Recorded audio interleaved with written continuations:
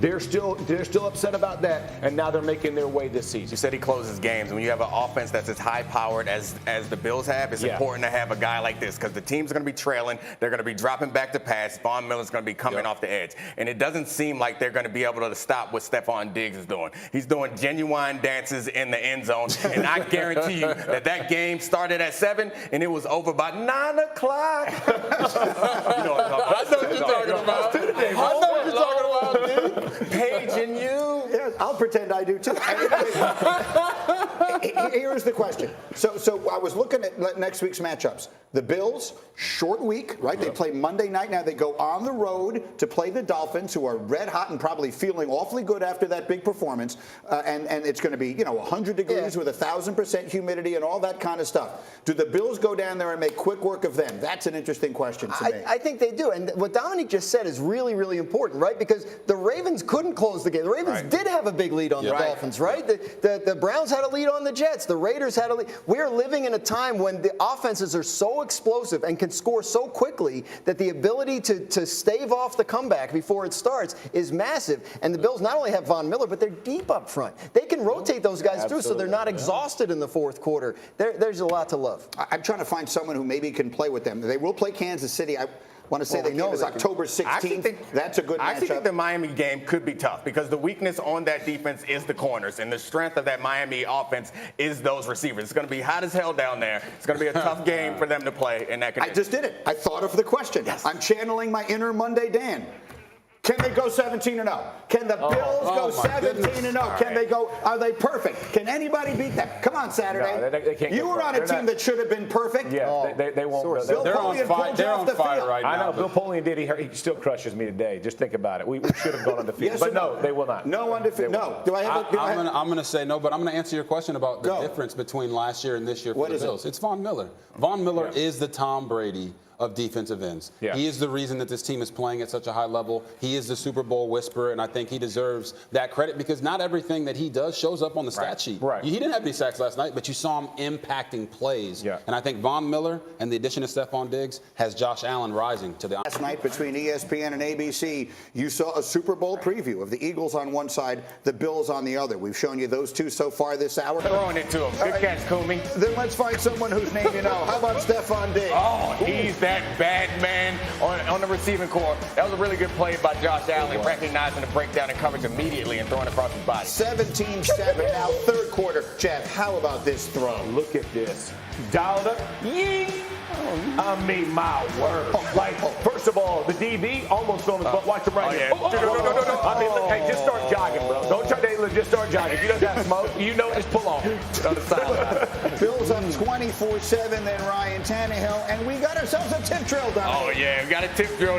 Those are the type that we guarantee going to catch. I know you like to laugh at DBs. We don't got no hands. We caught that one, though. Jordan Poyer with the interception. 4 plays later, RG3, it's Allen again, it's Diggs again. Yeah, easy play action, and it doesn't matter if the DB's inside leverage. Stefon Diggs is always open. Go ahead and break it down.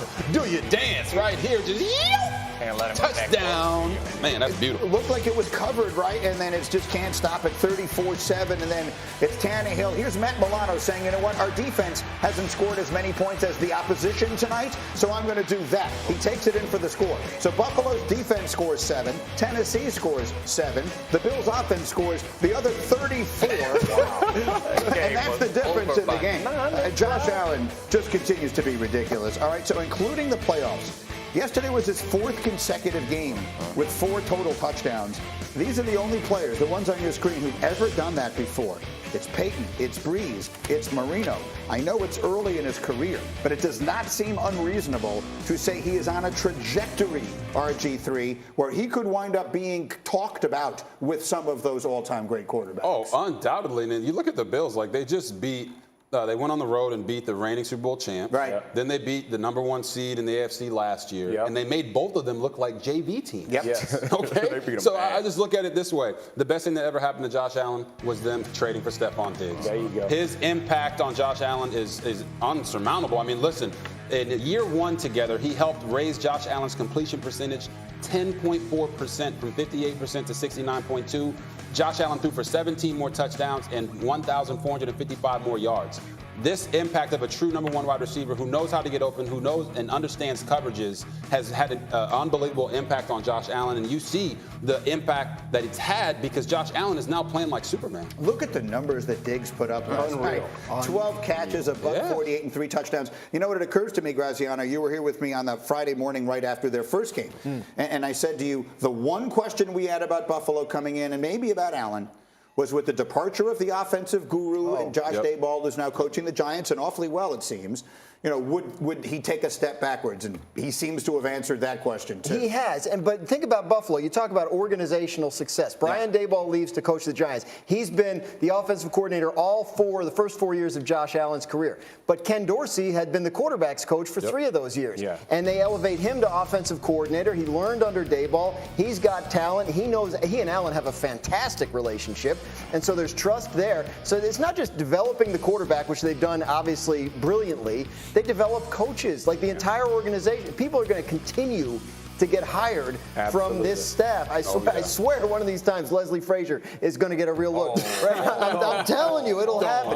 But cross your fingers. Because people want a part of what's going on there, and they're doing it the right way. So here's the problem with the Bills. They're so good, I can't think of questions to ask. I don't know how to try and figure out where the conversation goes. Maybe it's this.